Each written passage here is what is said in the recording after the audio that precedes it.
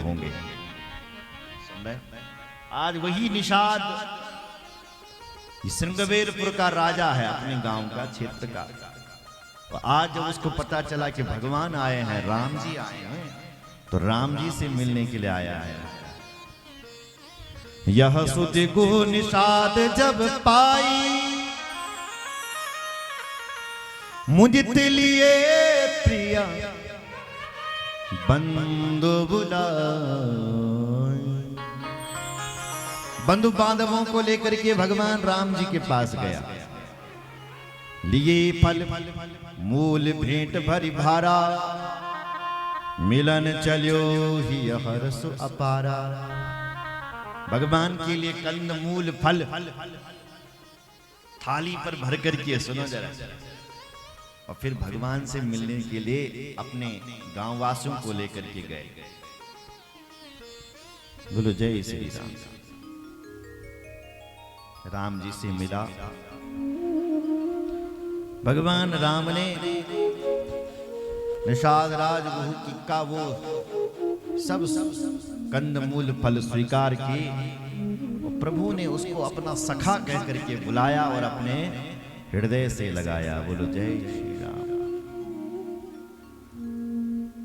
बन कैसे आए, भगवान ने उसको सारा प्रसंग सुना। जैसे ही उसने सुना वो दुखी हो गया। भगवान से कहने लगा, प्रभु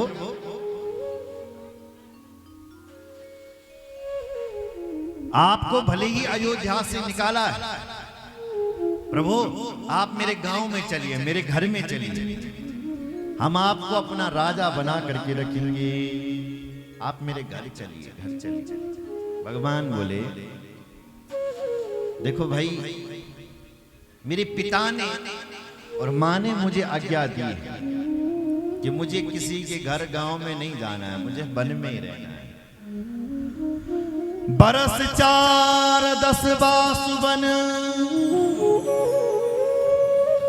मुनि व्रत वेसु आहार, ग्राम वास नहीं उचित सुनी, भय भयो दुख भार। भगवान कहते हैं बरस 4-10 बासुवन, 4 और 10 14 या 10-4 तो बोले मेरे लिए 14 वर्ष का वन में रहने का मेरे पिताजी ने कहा है, वो भी मुनियों का वेश बना करके, साधु का वेश बना कर। इसलिए हम गांव नहीं आ सकते। सुनकर के निषादराज गुरु को बड़ा दुख हुआ। भगवान ने कहा हमारे विश्राम के लिए सुंदर सी जगह दिखाओ। तो एक जगह पर ले गया जहां पर बरगद का पेड़ है, बड़ का पेड़ है। सुंदर स्थान, सुंदर घास बिछा करके सीताराम को वहां पर बिठाया। भगवान ने संध्या बंदन किया और उसके बाद कंदमूल फल खाए और उसके बाद प्रभु ने शयन किया। सुयसु मंत्र भ्राता सहित कंदमूल फल खाए, शयन कीन रघुवंश मणि, पाय पलोटत भार। सिया सुमंत भ्राता सहित कंदमूल फल खाए, शयन कीन रघुवंश मणि। फिर भगवान ने घास के ऊपर शयन किया। भगवान सो गए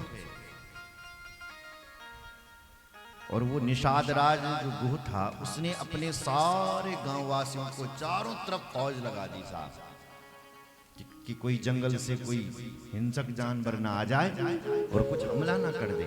इसलिए सब फौज लगा दी और अपने आप ही भगवान की रखवाली करने के लिए लखनलाल जी के पास जाकर के बैठ गए। क्योंकि लखनलाल जी तो वीर आसन में रहते थे। बैठे भगवान को जब सोते हुए देखा इसने तो जोर जोर से रोने लगा।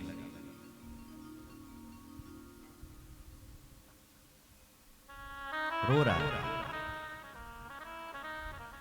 सोवत प्रभु निहार निषादु,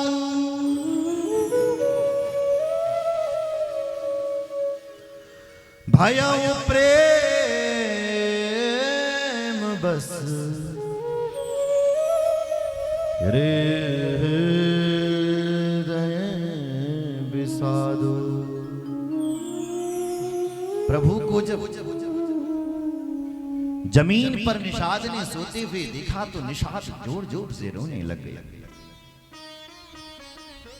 कहता है देखो देखो विधाता, तू भी कैसा है।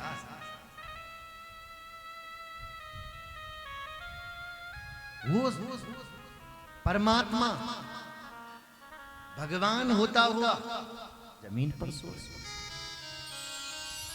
व्यवहार जगत में भी कोई साधारण घर में नहीं जन्मे।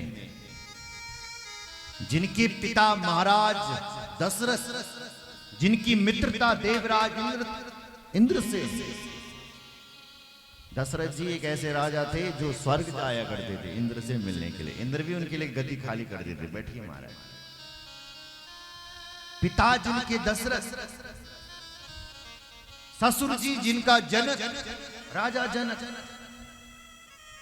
और उनका पुत्र एक दामाद जमीन पर सो रहा है। पिता जनक जग विदित प्रभाव, ससुर सुरेश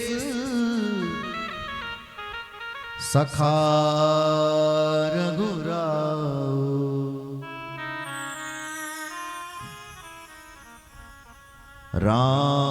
रामचंद्र पति सोवे देहि,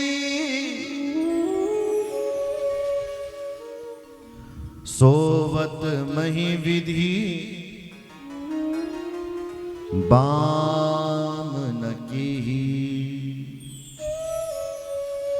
हे विधाता,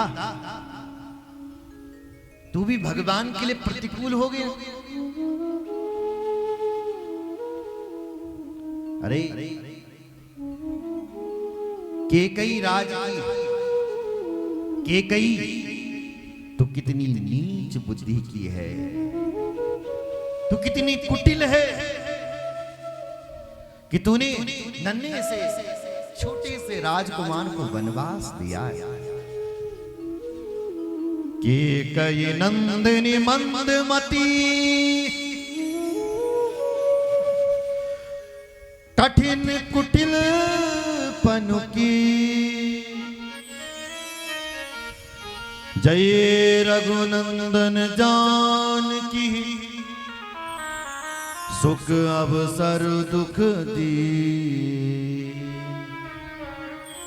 केकई नंदन मंदमती, केकई नंदन की,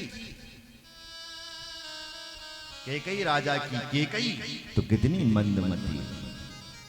तेरा हृदय कितना कुटिल है कि नन्हे से राघव को तूने वनवास दिया है। महलों में सोने वाले राम देखो ना घास के ऊपर सो रहे हैं। सुनो ना माता, लक्ष्मण को लगा कि देखो तो ये तो माता जी को गाली दे रहा है, हमारी मां को ऊपर आ गया सीधा, तो कहीं ये ज्यादा और कुछ ना बोल दे, इसलिए इसको समझाना पड़ेगा। तो लखन जी उसके पास आए और मृदुल वाणी से कहने लगे। बोले लखन मधुर मृदु वाणी, ज्ञान विराग भगति रस सानी। लखन जी उसको मृदुल वाणी से बोले, भैया तुम जो बात कर रहे हो ना कि भगवान को दुख मिला है, और ये दुख इनकी माता केकई ने दिया है। देखो गुह, कोई किसी को दुख और सुख नहीं देता है। विधाता जिसके भाग्य पर सुख लिखता है ना, उसको सुख मिल ही जाता है। विधाता जिसके माथे पर दुख लिखता है, उसको दुख मिलता ही मिलता है। सुन रहे?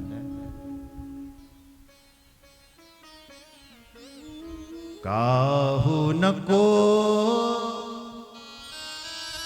सुख दुख कर दाता, निज कृत कर्म भोग सब भ्राता। भ्राता कहकर के निवेदन कर रहे हैं, भैया काहू न को सुख